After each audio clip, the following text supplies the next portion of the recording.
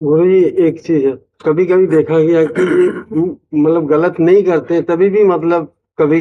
अब ऐसे आप अच्छे हो, निरपराध हो, कोई पाप नहीं किया, लेकिन वो पाप जिसका आपको कभी दंड नहीं मिला और आपसे गलती हुई, आपने कभी प्रायश्चित नहीं किया, वो आपको असली सत्य जगह में जहां बिल्कुल निर्दोष हो वहां दंड दिलवा देगा। ये हमारी बात को मान लेना। वो हमारे कर्म का फल हमको भोगना पड़ेगा। रामकृष्ण परमहंस जी बहुत दिव्य अवस्था को प्राप्त महापुरुष, गले में कैंसर था। क्यों था भाई? भीष्म जी को 6 महीना बाणों की सजा सैया पर सहन करना, ये क्या है? अवश्य में भोक्तव्यम कृतम कर्म शुभाशुभम। बिना किसी हमारे कर्म के हमको कोई फंसा नहीं सकता।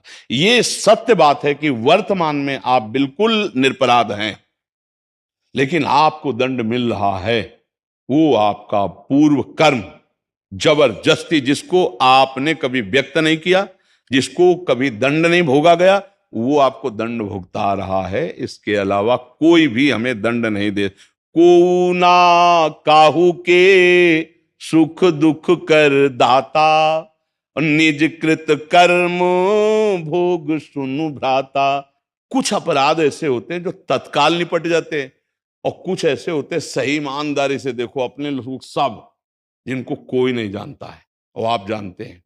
इसी जन्म में ऐसी कितनी सैकड़ों गलतियां हैं जो हमारी गलतियों का कोई दंड नहीं मिला है, और हमने गलती की है और हम कभी गलती माने नहीं और छुपा के मुस्कुरा के कि हम बड़े चतुर हैं। नहीं, चतुर नहीं, वो बीज बो गया है।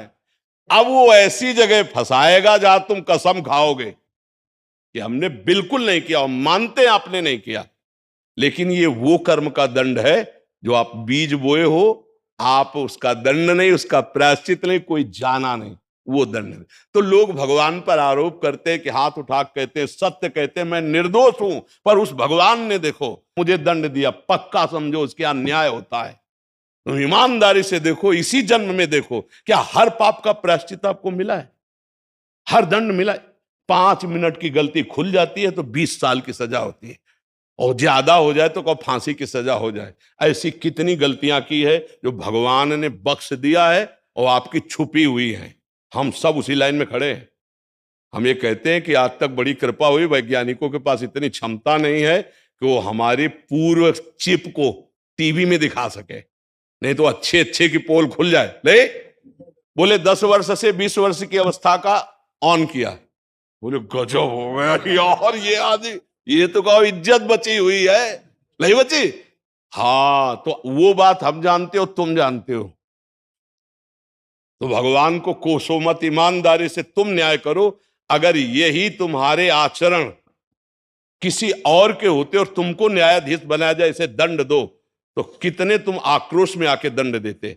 जो तुमने अपराध किए, जिनको खिलवाड़ समझते हो, वो पापाचरण हुआ है, सबसे हुआ है।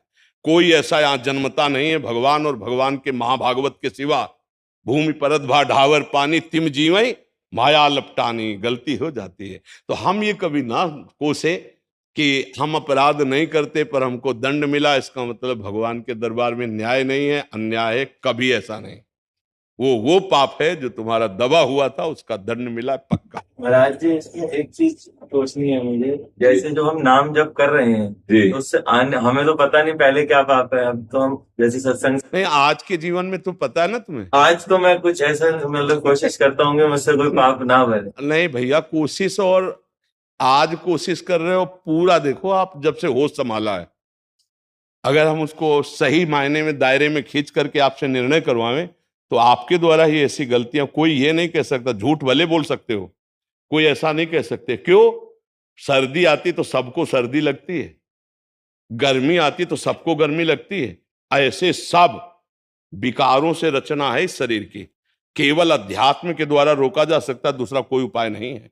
ये इंद्रिया मन पापाचरण ही कराते हैं। इसमें मतलब हमारे आगे दलील किसी की इसलिए नहीं चलेगी क्योंकि हम उसी विषय में घुसे हुए हैं। अध्यात्म हमारी पढ़ाई है, उसको एक एक जैसे नहीं होता, जितने भी डॉक्टर हैं वो इस सब खोखे के हैं, पांच भौतिक इस ढांचे के, लेकिन इसके अंदर दो शरीर हैं, सूक्ष्म शरीर और कारण शरीर। उनसे परिचय किसी का नहीं है। अध्यात्म उनका ऑपरेशन करता है, ध्यान रखना। तो जब तक अध्यात्म की जानकारी नहीं हुई तब तक हमसे गलतियां होंगी, होती रहेंगी। तो नाम जब से इसको हाँ, तो इतना नाम जप हो कि आप देखो, नाम जप शुरू करोगे तो आप पहचानो ना, जहां नाम जप शुरू करोगे गंदगी शुरू हो जाएगी। हाँ, गंदी गंदी बातें आने लगी। मन के पहले जैसे हाँ, वो क्या है, तुम्हारे मन की सामग्री बाहर निकल रही, वो निकल रही है अभी। हाँ, धीरे धीरे निकल रही। पर इतना नाम जप करो, अब जैसे नाम जप से सारे पाप नष्ट हो जाते हैं, पक्का नष्ट हो जाते हैं। हम बिल्कुल स्पष्ट, हम कोई अंधविश्वास वाली बात नहीं करते। पूर्व के सारे नष्ट हो गए, आगे संभाल के चल रहे, गलती हो जाएगी भगवान क्षमा करेंगे, उसके पाप नष्ट करेंगे। आज जो आप नाम जप कर रहे हो, वर्तमान में जो आपके मन के पाप है वो नष्ट हो रहे हैं, जो आपके पूर्व के जमा भूत के वो नष्ट हो रहे हैं। लेकिन उस भूत से जो इसका निर्माण हो गया है उनको भोगना पड़ेगा, बड़े बड़े महापुरुषों को भोगना पड़ा है, समझ रहे ना आप? खूब नाम जप करते रहो, नाम जप से सब पाप नष्ट हो जाते हैं। आप जैसे कहते हो कि नाम जब से सब कुछ मिल जाता है, तो मैंने पूरी जिंदगी आप पे वो कर दी कि मैं हर चीज अपने नाम जब से पा सकता हूँ।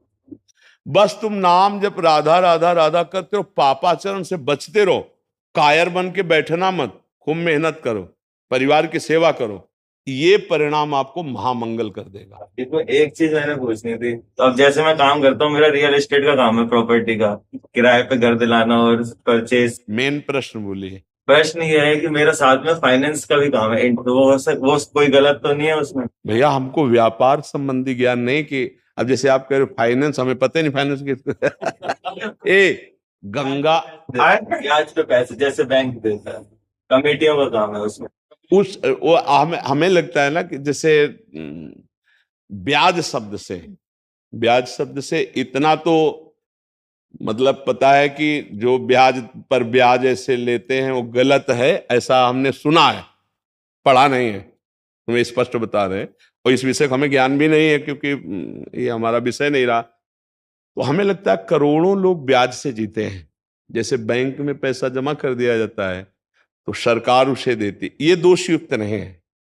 हमें ऐसा, जैसे कभी ये प्रसंग भी आया तो हमें लगा जैसे पहले जमींदार लोग थे ना, कि ब्याज पर ब्याज हो ऐसे करके लोगों का धन अपड़ाना, लोगों को पीड़ा देना, ऐसा स्पष्ट में है कि आज आपको काम है, आप हमसे 50,000 रुपए ले रहे हैं, लेकिन हम आपको 5 रुपए के दर पर या 6 रुपए के दर पर देता हूं, वो आप वापस कर दीजिएगा, इतने पैसे दे दीजिएगा। तो वैसे उचित यह है कि यदि हम किसी का सहयोग कर पाए परित की भावना से तो अति उत्तम है। पर सरकारी ब्याज से लाखों करोड़ों लोग जीते होंगे, हमें लगता है और ज्यादा जीते होंगे। क्यों? हमें लगता है कि अधिक मात्रा में सरकारी ब्याज से काफी का जीवन चलता होगा। हाँ, तो ये ब्याज निषेध नहीं है। हाँ, ये ब्याज निषेध नहीं है, क्योंकि ये सरकार को हमने दे दिया और वो उस हमको बाद में इतना, तो वो चलेगा।